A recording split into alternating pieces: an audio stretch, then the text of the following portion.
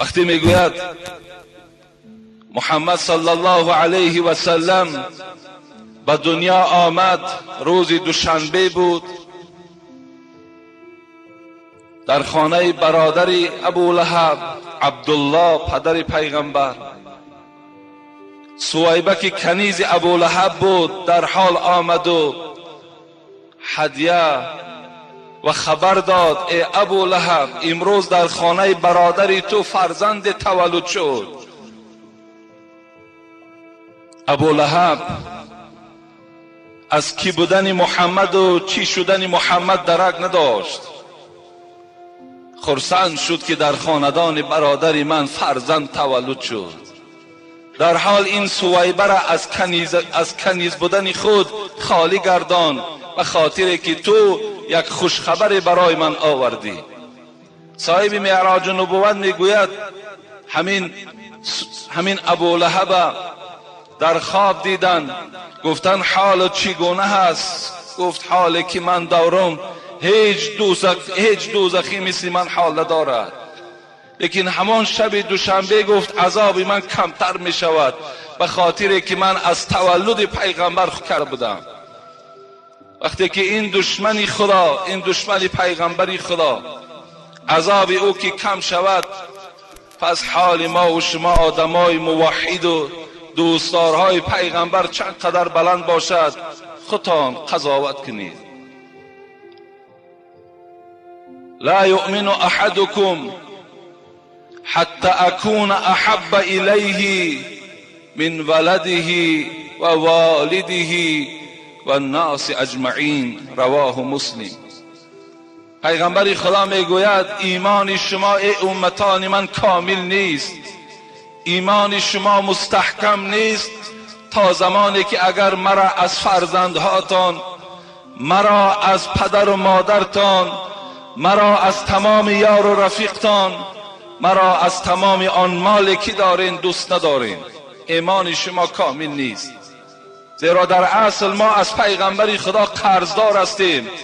زیرا زمان پیغمبر خدا آمد، ما و شما را از اخلاق وحشیانه، ما و شما را از راه گمراهی نجات داد و به این روشنی و به این آبادی و به این بندگی الله ما و شما را آورده رسانید.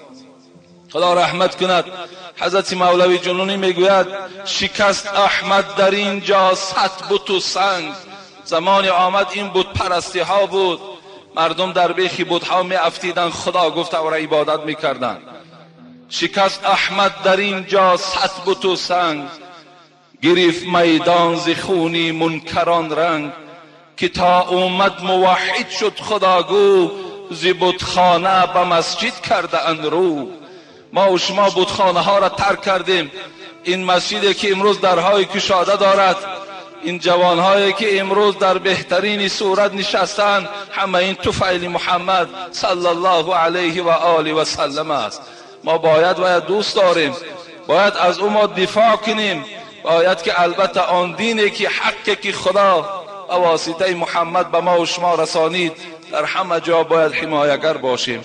جان ما را برای قرآن و جان ما را برای اسلام و جان ما را برای محمد هر زمان باید که تسلیم کنیم. حبیب خدا چی میگوید؟ مثلی و مثل الانبیاء کمثل رجل بنى دارا فاتمها و اکملها الا موضع اللبینه. حبیب خدا مثال آوردن، مثال من گفت و مثال تمام پیغمبرهایی که هست به منزله یک مردی که خانه بنا میکند به منزله همون است. فاتمها و اکملها، یک مردی که خانه را بنا میکند، پر تیار میکند، بهترین نقش و نگار میکند، الا موضع لبینه. حبیب خدا گفت مگر یک جای غشت خالی هست، دیگر قصر هیچ جای عیبش ندارد، هیچ کمبودی ندارد.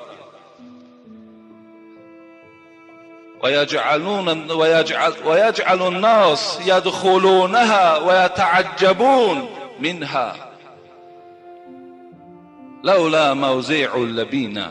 پیغمبر خدا گفت بعد مردم میآید این خانه تیار می درآیند، اطراف او را نظارت میکنند، افسوس میخورند، لب میگزند، از حساب اینقدر قصری میگویند زیبا هست، مگر همین جای غیشتی که خالی هست اگر همین پر میشد دیگر در این قصر هیچ گپی نبود، هیچ کم بودی نداشت. پیغمبر چی گفتند؟ فانا موضع الذین جئت فختمت الانبیاء، انا همون موضع خالگی غیشت من هستم، آمدم تا که مکمل گردانم همه پیغمبرها را، تا که زینت دهم همه پیغمبرها را، انا همون موضع خالگی من هستم. انا سید ولد آدم یوم القیامه اول من ینشق عنه القبر. حبیب خدا میگه من سردار فرزندهای آدم هستم در روز قیامت، لا فخر، من به این افتخار نمی کنم، این نعمتی هست که خدا فقط بر من داده است. و اولین قبری که در روز قیامت کشاده می شود قبر کیست؟ حبیب خدا گفتن قبر من است. اولین قبری که در روز قیامت کشاده می شود بود تا زنده آن حبیبی ودود، بود تا زنده آن حبیبی ودود، در غم عاصیان امت بود. تا زمان حضرت میگوید زنده بود، حیات داشت، تا 63 سال حیات خودش که 23 سال این در دعوت و پیغمبری گذشت، تا زنده آن حبیبی ودود در غم عاصیان امت بود. وقتی رفتن حبیب آزاده امتی امتی امتی گفته گفته جان داده. حضرت زمانی که از دنیا گذشتن دیگر این سختی جانم حس نکردن و سختی جانم تکیم نکردن، فقط چی گفتن؟ امتی امتی امتی گفته گفته جان دادن. روز رستاخیز شود آغاز، آن روز قیامتی که در پیش است، آن روز وقتی میگوید آغاز می شود، روز رستاخیز شود آغاز، امتی امتی گفته گفته خیزد باز. زمان قبرم که کشاده شود از جاش نه پدر نه مادر نه اولاد نه فرزند، امتی امتی حال امتی من چی باشد؟ حال امت چی باشد؟ حضرت در دوام چی گفتند؟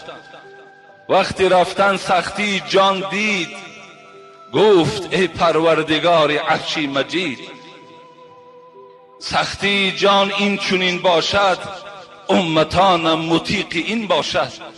وقتی حضرت میگوید سختی جان دیدن، چگونه که خود دعا میکردن اللهم اعینی علی سکرات الموت و غمرات الموت.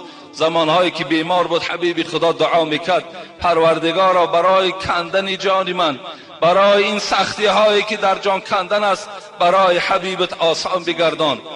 وقتی میگوید همین حالت شد، وقتی که این حالت وزنی که بالاش آمد و پروردگار چی گفت؟ ای پروردگار عرشی مجید، سختی جان این چونین باشد، امتانم مطیق این باشد.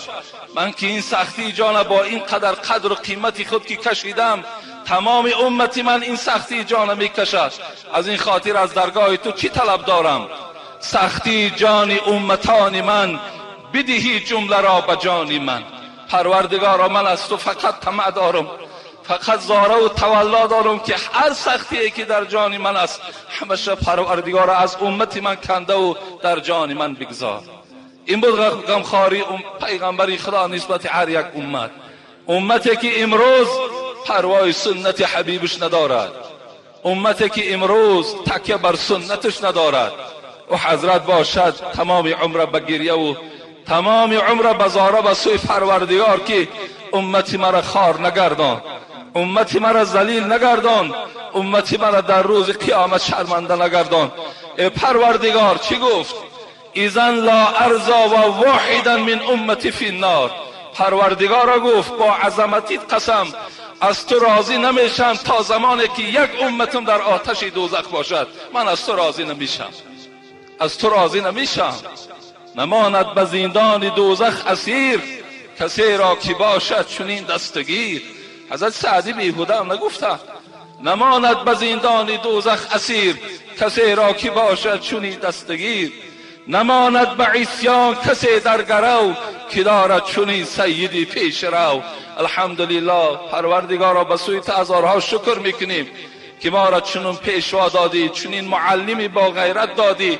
خدایا غیرتی او را، جسارتی او را در دل همه ما امتان جایگیر بگردان.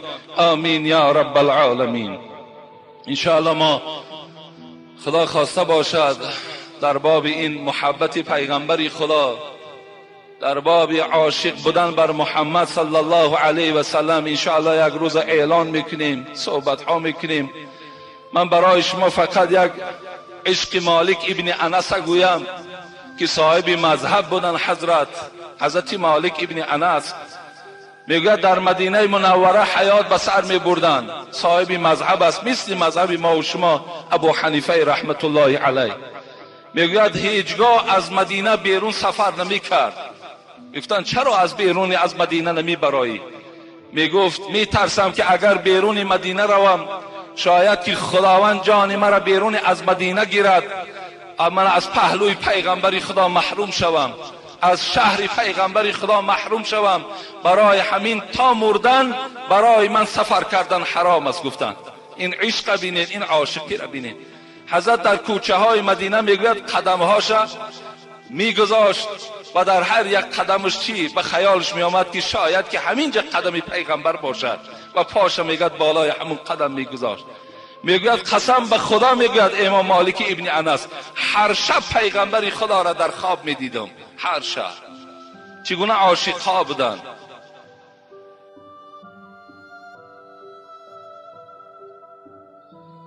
ای الله.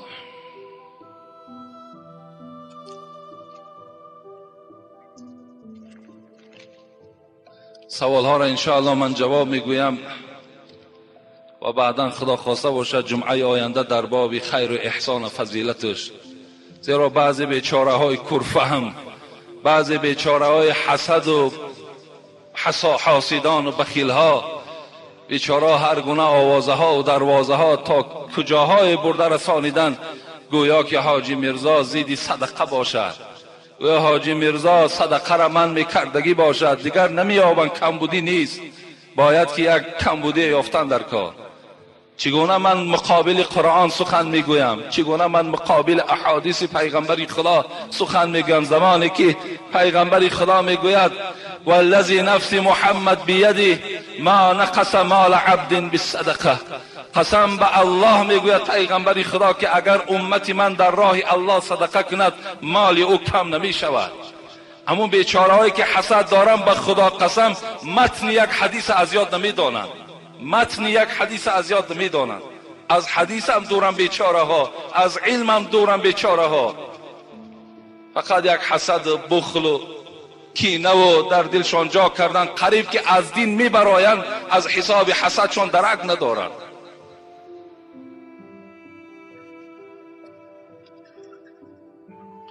بسم الله الرحمن الرحیم. این برادر الحال ما را سوال کردند، من سوال های تعجیلی بوده است.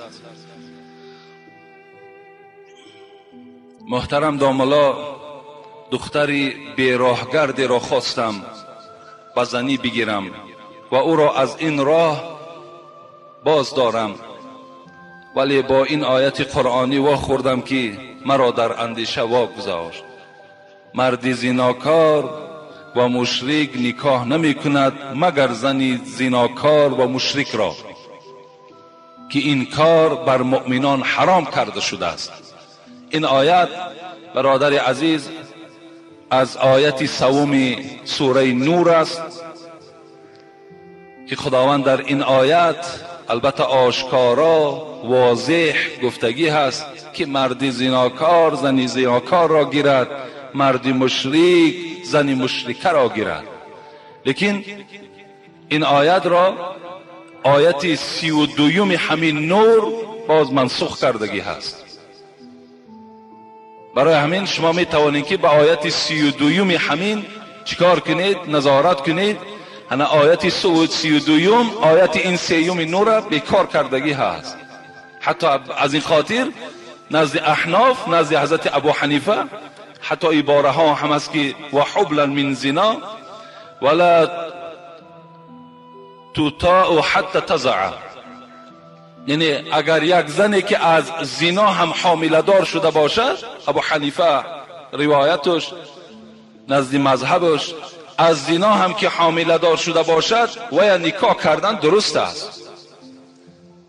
فقط چیکار نمیکند؟ فقط با او خانه‌داری نمیکند تا زمانی که این ولد زنا را تولد نکند. از این خاطر یعنی جایز است که اگر یگان زن زناکارم که شما اگر یک زن بیراه را اگر شما بزنی گیرین تربیه کنین، ان شاء الله این شما ثواب میگیرین. یا اگر جوانی که بینکاح با یک دختر گشتن، خب دختر را حامله دار کردن، انا این جوان میتواند که همین زنی که با او گشتن بینکاح حامله دارش کرده است و هم نکاح کند گیرد، جایز می شود.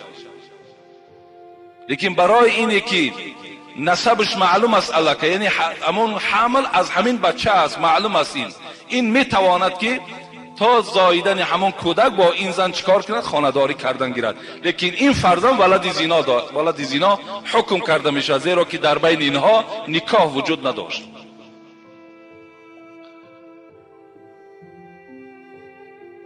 داملای شیرین سخن، این برادرش از ناحیه واسه بوده است. فیته های مگنیتوفانی که در آنها سرودهای سرایندگان ثبت شده است، در نظر دارم اودیو مگنیتوفون را، و همچنین فیته های ثبت شده کلام الله با تفسیرش، امر معروف از جمله با صدای شما را می فروشم. کاری خوب میکنم یا بد؟ من برای همه شما برادرای عزیز تا امروز الحمدلله که از آیت قرآن بیرون نشدم، تا امروز از احادیث های صحیح پیغمبر خدا بیرون نشدم.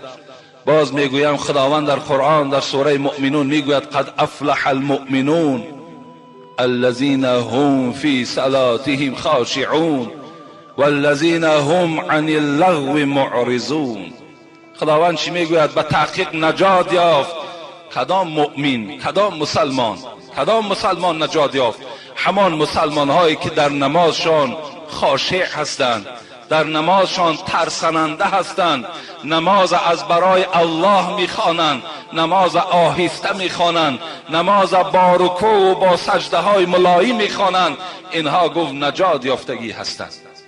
زیرا من دیروز در یک معرکه بودم فرخار، اونجا ما را سوال کردند که همین نمازی که تیز خوانده میشود آیا در همین یگان وعید است، یگان خبری در قرآن آمده است؟ انا در زیر علمین تفسیر آیت قرآن مفسران میگویند که نماز باید که خاشعانه باشد، نماز باید که با ترس باشد، نماز باید آهسته باشد. زیرا من برای شما حدیث ابو سعید خدری را گفته بودم، خود صحبتی وی است، این صحابه پیغمبر است. وقتی از یک نفر پرسید، نگاه کرد که بسیار نماز تیز میخواند، رکوعهای تیز دارد، سجده های تیز دارد، حضرت ناراحت شدن صحابه پیغمبر، زیرا وی نماز پیغمبر با چشم دیدگی بود. فریاد زد گفت کم تصلی هذه الصلات. برادر عزیز گفت این نمازی که الحال خواندی چند سال شد خوانده ای ساده ای؟ منذ 40 سنه. گفت ای ابو سعید 40 سال شد که این گونه نمازی تیز میخوانم. حضرت چی گفتند؟ مثل ما ترسیدن یا مثل ما رعایه کردن؟ نه، اونها رعایه نمی کردن، اونها نمی ترسیدن، اونها هم تا آشکارا می گفتن ای جوان ما صلیت منذ 40 سنه. گفتن قسم به الله، گفتن تو 40 سال نماز نخواندی. لو مت على غیر فطرت محمد صلی الله علیه و سلم، اگر تو با همین نمازت از دنیا میگذشتی حتی تی در دین محمدی نبودی. این سخن ابو سعید خدری است. در دوامش چی گفتن خداوند؟ باز کدام مومن ها نجات می‌یابد؟ والذین هم عن اللغو معرضون. آن مؤمن هایی که از شنیدن سخنهای لغو، سخنهای بیهوده پناه طلب کردن، اینها در نزد خدا نجات می‌یابند. اگر همون سراینده‌ای که سخنهای بی معنی دارد، شعرهای دارد که از تربیه بیرون است، اخلاق جوانها را ویران میکند، این گونه سرودها را گوش کردن ما و شما سبب نجات ما و شما نیست. زیرا که این السمع والبصر والفؤاد کل اولئک کان عنه مسئول. خداوند در قرآن میگوید یقین دانین چشمهاتان، گوشهاتان، دستهاتان، پایهای شما در روز قیامت از حیات شما نزد من اخبار میدهند. در کدام راه سر شدن اخبار میدهند. شما خودتون خلاصه شو برارید. دیروز ما در یک معرکه بودیم، بسیار یک صحبت عجیب شد و حتی یک برادر خیلی قیمتی ما عجایب یک سخنی گفتند در همون سرودهای بی‌معنیی که بعضی سراینده ها می سرایند تماشا کنین، گفتن همون معرکه در فقط زنک میماند و کودک، دیگر هیچ کس نمیماند. موی سفیدای عاقل هیچ کس نمیبینی، آدمای اهل خیرت در اون معرکه نمیبینی. شما میره مشاهده کردی خودتان.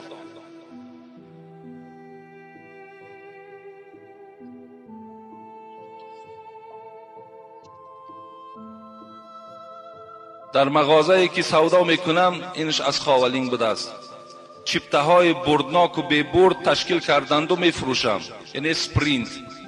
این کاری من به قمار وابستگی دارد یا نه؟ اگر گناهکار شده باشم چیکار کنم؟ اعوذ بالله.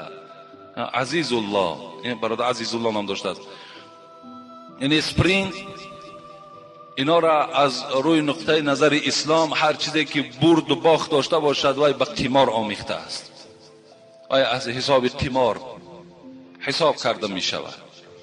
یعنی به قمار البته به البته وابستگی دارد و خداوند در قرآن هم همه ما و شما را از خوردن عرق، از قماربازی، آیتی که من در باب عرق برای شما صحبت کرده بودم، از قماربازی، از عرق نوشی، از بت پرستی، از فالبینی که اینها را پروردگار در قرآن حرام گفت، پلید گفت و ما و شما را گفت اگر از اینها دوری جوید نجات میابید. اینم از همون جمله چی هست؟ جمله قمار هست. السلام علیکم و رحمت الله و برکاته. داملای محترم، کودک میده را 4-5 ساله را گفتن بسم الله را و سوره را یاد دهی اوبال است. میگویند که اوبال است چون که به عقل هست، یا پسر یا دختر. نه، بلکه امروز الحمدلله 5 ساله بچه حافظ قرآن است، 5 ساله دختر امروز حافظ قرآن است. اینا را هر کدام شما، پیغمبر خدا چی گفتن؟ اولین کلمه‌ای که به زبان کودک باید رانده شود این چی است؟ لا اله الا الله محمد رسول الله است. اینا باید امروز ما و شما بی نهایت دور شدیم. امروز لبی دسترخوان دمی نشینیم فقط ملاها را غیبت میکنیم. امروز لبی دسترخوان دمی نشینیم غیبت همسایه ها را میکنیم. یک توده فرزند داری، 9-10 فرزند. تصور کن که تو 9 تا بلا به سر خود آوردگی هستی اگر از عهده اینها نبرایی، اگر اینها را تو تربیه کرده نتوانی. اینها را نزد دسترخوان که نشستین، فرزندهای چی دخترتان باشد چی بچه هاتان باشد نصیحتشان کنید. همین از رحمتی پدرم در آوان خوردیم از یاد کرده بودم. یعنی آن سوره های را که شما در خوردی از یاد میکنید وای در سر شما نقش میبندد، مثل نقشی در سنگ است، وای هیچگاه گم نمیشود. این سوره هایی که شما در سین و سال بلند الکی از یاد میکنید، این از یاد شما درو میرود. از این خاطر کودکان را در همون خوردی تعلیم دهید، به اسلام نزدیک کنید، به محمد صلی الله علیه و سلم شناس کنید. این ماه مولود است. در لب دسترخوان که نشستی بچم میدانی که همین ماه محمد تولد شدن صلی الله علیه و سلم است. محمد پدرش عبدالله نام داشت، مادرش آمینه نام داشت، فلان قزن داشت، 6 تا فرزند داشت، فرزنداش اینا بود. آمدن محمد صلی الله علیه و سلم به دنیا از این وظیفه ها عبارت بود. گفته اینا را به فرزندان تعلیم دهید.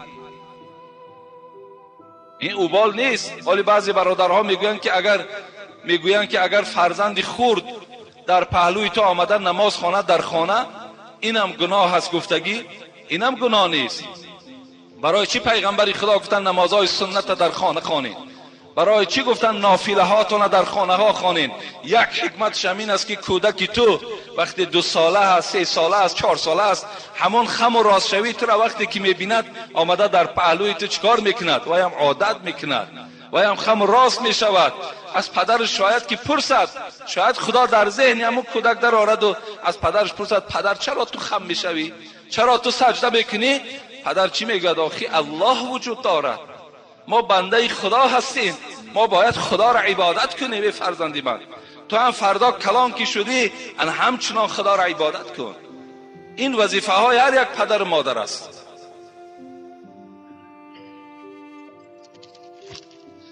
السلام علیکم واعظی راه خدا محترم حاجی میرزا، از شما یک سوال دارم، التماس حقیقتش را به ما فهمانید. سوال چنین است: ملا امام مسجد محله ما چنان فتوا داده است که اگر مرد با دختر عاشق شود، اگر رازگی این هر دو و والدینشان باشد، با شاهدی دو شخص بی نکاح می توانند که خانه‌داری کنند. جوابش را انتظاریم. در آخر در حق ما جوانان دعا کنید که خداوند ما را به راه راست هدایت کند. برای ما خلق نادان و ساده تو کردی بازار علم را کشاده، بکردی ما را امروز مست و مدهوش در راه عشق الله همچون باده. خدا نگهبانتان باد. یعنی این برادر عزیز، هر یک ملایی که برای شما چی فتوایی که میدهد، امروز الحمدلله پیشرفت علم بینین. از ملاهاتان پرسین از کجا تو همین صحبت کردی؟ همین فتوایی که بر من دادی دلیل دارد یا ندارد؟ دارد دلیل. از بابا چونیدی؟ من بابای تو را قبول ندارم. ای محمد چونیدی؟ فتوات از خودت، فتوات از امون محمد. امروز الحمدلله قرآن است، امروز احادیث های پیغمبر است، امروز داملاهای زنده هست. از اونها میپرسم، حقیقتش میپرسم. از این خاطر هر یک مسئله که برای شما میبراید، شما خودتان امروز عالم ها را میشناسین. کی از عالم؟ اونها را مراجعت کنید. از این خاطر رازگی پدر و مادرم شرط است. اگر چندی که خدا رحمت کنه حضرت امام ابو حنیفه را در نبودن پدر و مادرم نکاح را صحیح گفتند، لیکن بعضی از شاگردهای او با باطل بودن این نکاح هم فتوا دادگی هستند. از این خاطر حضور پدر و مادر این فیض نکاح را نشان میدهد. حضور خیش و تبارش این با برکات بودن نکاح را نشان میدهد. وقتی پدر و مادر دست میبردارد و برای بخت سفید دخترش دعا میکند، میدانید این چقدر قیمت دارد. از این خاطر پدر و مادر راضی باشند، دختر و این جوان هر دو راضی باشند، باز دو شاهدی دیگر وجود داشته باشد. این حالت در داملا در همونجا حضور دارد و اینجا چیکار میکند؟ پیشنهاد میکند به این دختر برای تسلیم کردن نفسش و به این جوان پیشنهاد میکند برای قبول کردن این نفس تسلیم کرده این دختر. این حالت در چی میشود؟ نکاح آنها صحیح میشود. السلام علیکم اکای حاجی میرزا، من یعقوب ساکن دهه لواوی ناحیه کولاب در شهر دوشنبه در بازار کاروان و تجارت مشغول هستم. از شما خواهش دارم که یک دادرم در زاهدان ایران تحصیل میکند، طالب علم هستند و مادر دارم که مریض هستند. التماس در حق آنها و اهل عائله ما دعای خیر کنید. خداوند شما را نگهبان باشد. خدای مهربان این مادر که این برادر دیروز یک صدقه هم آوردگی بودند، خدای مهربان این مادر شفای کامل و شفای عاجل نصیب بگرداند و این جوانی که تحصیل علم دارد، خدا علم لدون، ذهن ذکی، علم نافع، علمی که برای فایده اسلام باشد، خدا نصیبش بگرداند. آمین یا رب العالمین.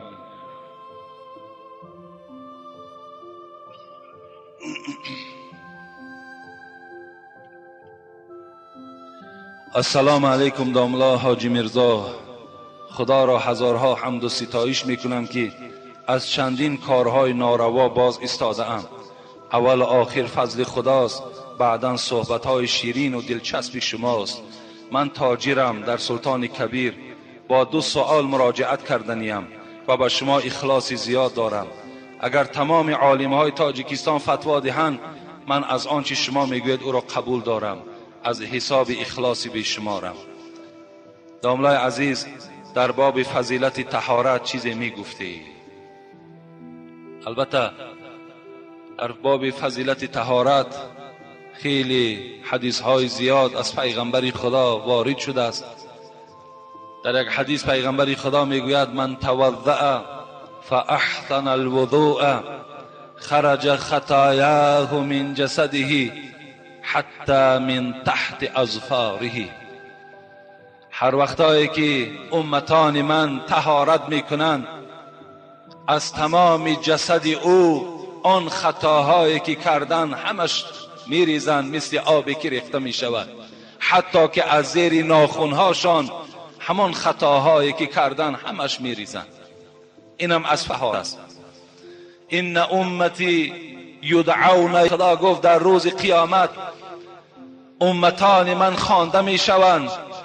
وقتی امتان من دعوت کرده میشوند، آنها غرن محجلین، آن موضع هایی که طهارت کردن آنها جلا میدهند، آنها روشنی میکنند، مثل طلا چگونه که روشنی میدهد، چشم انسان خیره میکند، انا همین بندهای دست ما و شما، چهره های ما و شما، پیشانی و پای های ما و شما روشنی میکرده است. پیغمبر خدا میشناخت است که همین از امتی من است، من آثار الوضوء. پیغمبر خدا گفت این جلا، این روشنی از کجا پیدا شد؟ این از تأثیر همون آب طهارت است. از این خاطر پیوسته با طهارت بودن، بعضی عزیزان ما و شما گفتن این نشانه کلمه شهادت گفتن است. یعنی اگر ما و شما با طهارت باشیم، مبادا که یکی ناگهان اجل به سر ما و شما آمد، در نزد خدا ما و شما در نفرهای نویسانده می شویم که همچنان کلمه شهادتش گفتگی هست. این درجاتی هست که برای آدمانی که صاحب طهارت هستند. حتی یک حدیثی هست، در صحیح بودنش خدا داناست، زیرا که من روایت چه نیافتم، بگد من نام علی الوضوء کان صلاته. هر وقتایی که اگر یک انسان با طهارت خواب کرد، میگوید نفسه تسبیح، نفسش تسبیح است. فراشه مسجد، همون جایگاه خوابه که 5 ساعت و 6 ساعت و 10 ساعت خواب میکند، در نزد خداوند نویسانده میشود که همین بنده در مسجد نشسته است. فراشه مسجد. نومه الصلات، چند ساعتی که خواب میکنی، ممکن 7 ساعت خواب کنی، در نزد خدا نویسانده میشود که همین انسان 7 ساعت به سوی پروردگار نماز خواند. کسی که اگر با طهارت خواب میکند. خوش به حال همون برادرایی که پیوسته با طهارت هستند. این طهارت کردن خاصه نماز نیست، شما دائم میتوانید که با طهارت باشید. هر شب پیش از خواب کردنتان حتمی طهارت کنید، خواب کنید. حتی همین فضل طهارت شما را از آسیب جن هم خدا نگاه می‌دارد. از هر از ضررهایی که به سر شما می آمدگی باشد، همین فضیلت طهارت شما را چیکار میکند؟ نگاه می‌دارد. دوم سوال کردن داملای عزیز، من از شما شنیدم که اگر بالای کرپچه نماز خوانید درست است، ولی از بعضی ملاها شنیدم که باز میگن نادرست است. در تحیر ماندم. من گفتم، پیش گفتم، هر یک دامه که یک فتوا را که داد حجت چه پرسین، گویم برای چی بالای کرپچه نادرست است نماز خواندن؟ چرا؟ سببش در چیست؟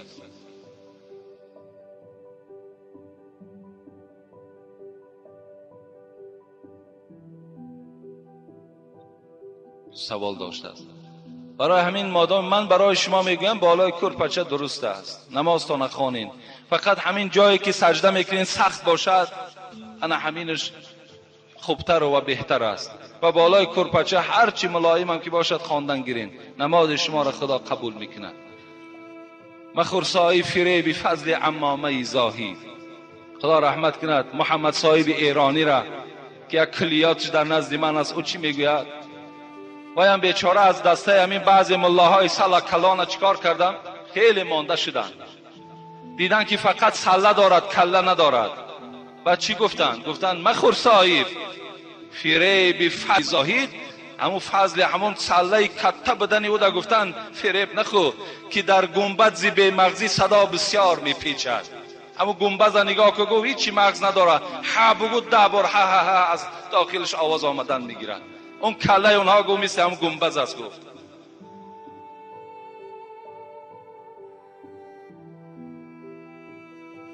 از خدا ترسیدن در کار. من افتا بغیر علم کان اسم علی من افتا. پیغمبر خدا میگه کسی به علم فتوا میدهد ضرر فتوا در گردنش است. اینقدر خودت گناهگار هستی، اینقدر سهو داری، باز اینقدر گناه مردم گردن خود بار کردن چه حاجت است؟ السلام علیکم بابای حاجی، ما یک گروه از شهر دوشنبه از دهه موینکه مخلص شما، از شما خواهش داریم به مسجد ما تشریف آورید و در آخر در حق ما دعای خیر کنید. خدای مهربان دهه شما را پر فیض و پر برکات کند و باز اخلاص شما را نسبت اسلام و نسبت قرآن زیادتر بگرداند و خداوند شما را از همه آسیب های دنیوی اخروی نجات دهد. آمین یا رب العالمین. من ندانم این موینکش در کجایی که مسجد شما روان، برای همین که خیلی خداوند نصیب کرده باشد و اگر یافتیم و یکی شرایط هامان کشید انشاءالله خیلی زنده و سلامت باشه میاییم. آیا درست است که السلام علیکم داملای شیرین سخن حاجی میرزا، آیا درست است که زن در خانه تنها باشد و مهمانی که به خانه آید و زن عقلا برای جواب دادن مهمانان در را نگشاید و از پس در جواب گرداند و از هدیه های آورده مهمان را نگیرد؟ یعنی وقتی که اگر مهمان خانه کدام از ما و شما می آید، اگر مرد در اون خانه، گفته بودم که برادرای عزیز در خانه که مرد نیست، و این حدیث پیغمبر خدا بود که وقتی تو تنها اون خانه می روی با این زنی خاندار سیوم شما شیطان می شود. از این خاطر بهترین صورت همین است که شما در این خیل خانه ها ندرایید، زیرا اگر هرچی شما حلال پاکیزه هم که باشین امروز دشمن های وجود دارد که شما را تهمت کنند، شما را در هر گونه تهمت ها پایبندتان کنند. از این خاطر همین زن خاندار می تواند که گوید که مرده که من وجود ندارد، یا مرده که من بازار رفته است، یا مرده که من مثال فلان جا رفته است.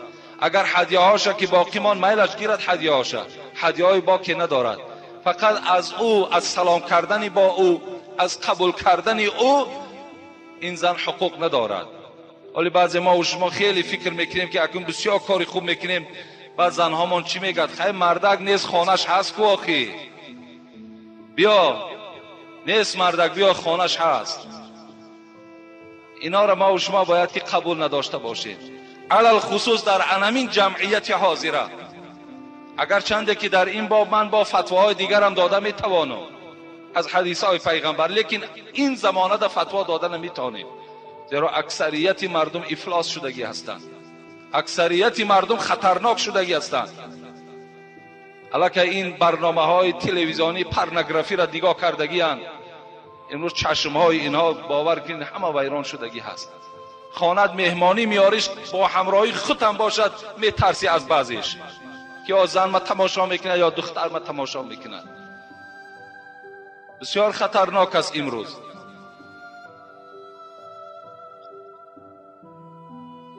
السلام علیکم داملای شیرین سخن حاجی میرزا، از شما احترام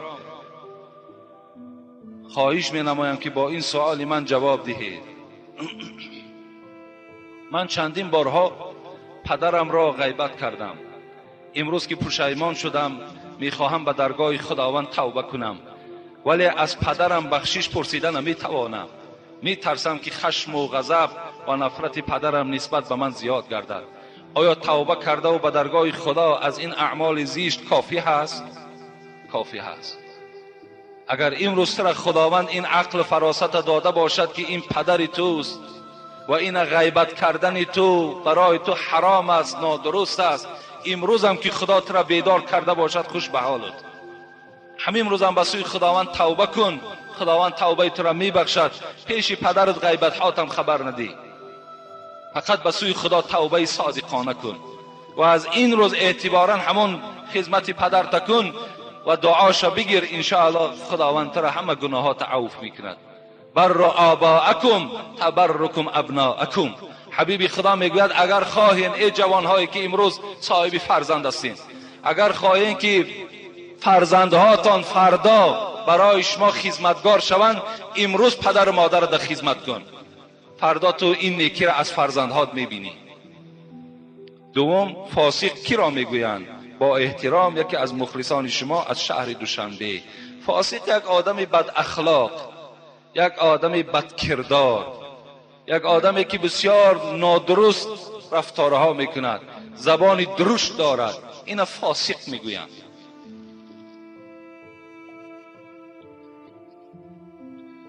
السلام علیکم داملای شیرین سخن حاجی میرزا. داملای محترم، من 4.5 سال پیش در زندگی من واقعی روی داد. به من بسیار فشارها دادند. من در این فشار دیگر ندانستم چی گفتنم. ندانستم. من یکی از دهانم کلمه 3 طلاق برآمد. یک بچه شاگرد داملا واحد از قمسنگیر وی مسئله چی، ما در یک خانه مهمان شدیم، شاگرد همان داملا واحد در همان خانه درباره 3 طلاقه گپ زده گفت اگر که به ما استادمان گفت که اگر در قاضیات اجازت دهند نکاح درست می شود. داملا حاجی میرزا، همین راست است یا نه؟ به ما درستش را فهمانید. من 5-6 ماه پیش رفته در همان مدرسه از حال خودم نقل کردم. در آنجا ما را اجازت دادند. من نکاح کردم، اما من هیچ وقت خودم را نقض حس نمی کنم. پیش زنم نمی روم، نمیدانم چی کار کنم. داملا به من نقض فهمانید. این خطا نویسانده است، اینا را من درست کردم. یه حرفایی را خوانده نمیشه. این برادر شما در علم دنیا خیلی ذوق داشته باشین، علم دنیا را از خود کنید، نویساندن خوب یاد گیریم، خواندن خوب یاد گیریم. همه فنها دا باید ما تیار باشیم. علم دنیا هم علم چی است؟ علم خدا هست. مادامی که مفتیات که فتوا داده باشد، اونا دستخط می نویسند، مهر می زنند، در اساس همون واقعه تو کرده، صحبت تو کرده، در همون اساس اونها فتوا می دهند. اگر فتوای به نکاح کردن داده باشد، تو می توانی نکاح کردن گیری و از دلت همه شک و شبهه را دور کن و زندگی تا خوب گذراندن بگیری. زیرا این انسانی که تو را فتوا داده است، در همون فتوای دادگیش وای گناهگار است. زندگی تو برای تو حلال می گردد.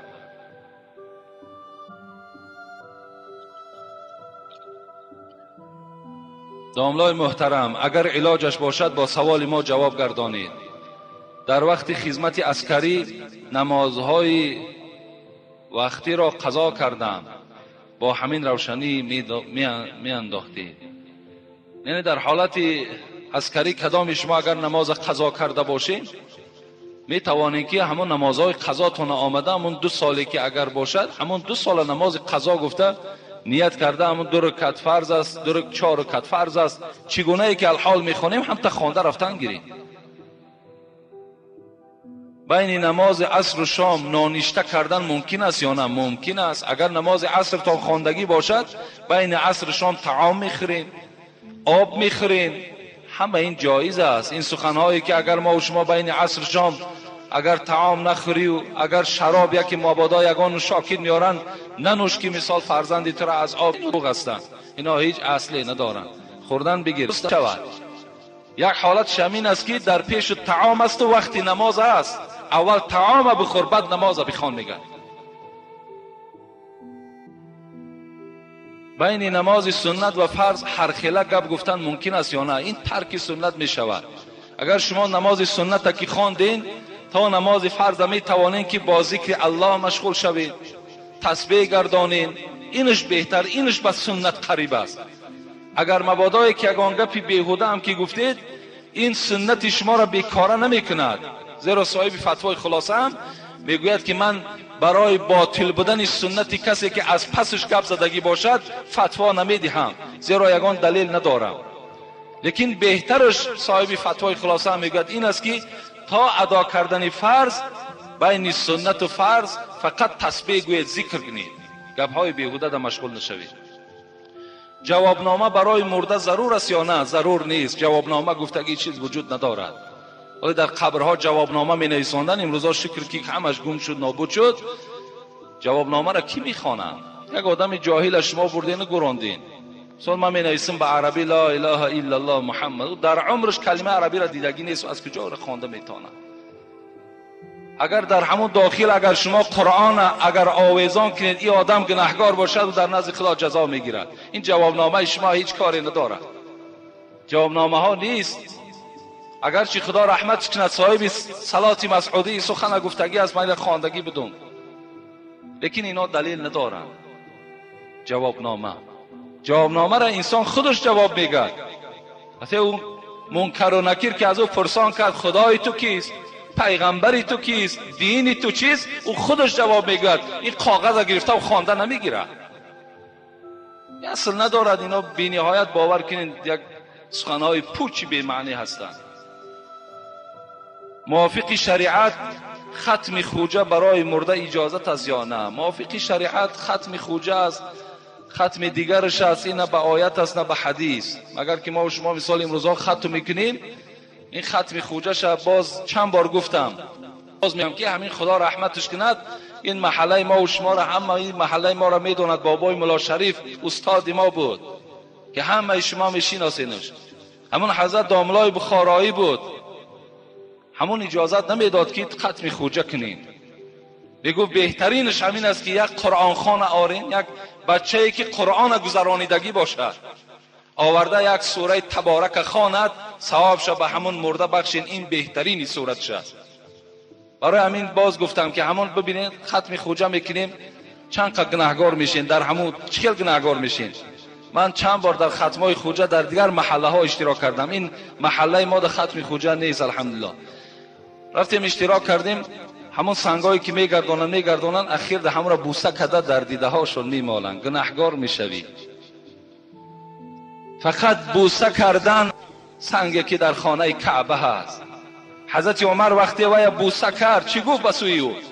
او قسم به خدا گفت ای سنگ، گفت من دیدم که محمد تو را بوسه کرد و الا من تو را بوسه نمی کردم، زیرا از تو هیچ فایده ای نیست، از تو هیچ منفعتی نیست، مگر که من محمد را دیدم صلی الله علیه و سلم را که تو را بوسه میکرد.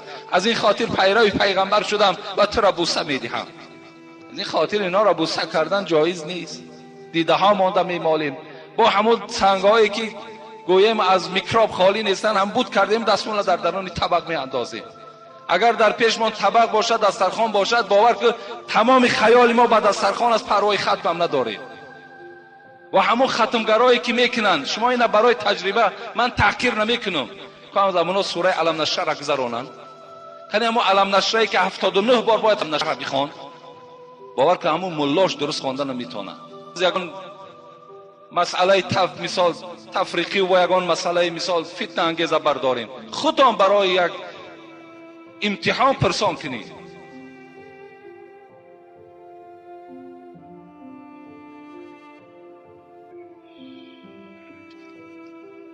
السلام علیکم بابای حاجی میرزا. من از شما خواهش میکنم که شما با سوالهای من جوابی درست را دهید. یکم نماز بامداد کی قضا میشود؟ کی که افتاب برآمد، افتاب که کی که همین برآمدنش که شد الله که چی میشود؟ نماز بامداد قضا میشود. نماز بامداد تا برآمدن آفتاب درست میشود نمازش خوند نماز شد. در وقت نماز در 10 ساعت یا اینکه چله باشد نماز مکروه میشود. نه اگر چله نقرگی باشد یا ساعتهای مثل ساعتهای نمی ما و شما باشد با که ندارد، لیکن اگر چله طلا باشد، ساعت طلا باشد، این حالت در نماز تو مکروه می شود. بابای داملا حاجی میرزا، سوال آخران ما چنین است: همین نمازی که ما میخوانیم تیز خواندنش ثواب است یا اینکه آهسته خواندنش ثواب است؟ بسیار است یا نه؟ با احترام یکی از مخلصان شما انوشیروان، من برای نماز تیز خواندن در اول همین جمعه گفتم، همون الله که خودش بسنده است، تیز و آهسته‌اش از روی همون آیت خودتون خلاصش برارین. السلام علیکم داملا حاجی میرزا، با سوال من جواب دهید. من یک پسر 20 ساله هستم، نمازخوان و قرآنخوان هستم. من یک دختری مسلمان را نغز میبینم و دل دادم. التماس جوابش را گردانید، در حق ما دعا دهید. برای همه عاشقا همه عشق لیلی و مجنون درس است خودش.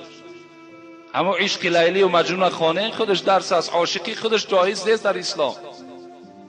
عاشقی از اسلام نیست. شما فقط می توانید کدام دختری را که دوست می دارین، شما می توانید که رفته از او مثال یک تماشا کنین، چهره او حکایه میکنه که من یک دختر در عاشق شدم، یعنی دوست داشتم، میگه برای من اینقدر اجازت شد که فقط باید تو می توانی که یک نظارت کنی، یک نگاه کنی. من از پس درخت می رفتم، می ایستادم و راهگردی او را و چهره او را تماشا می کردم. صحابه پیغمبر این چنین میگویند.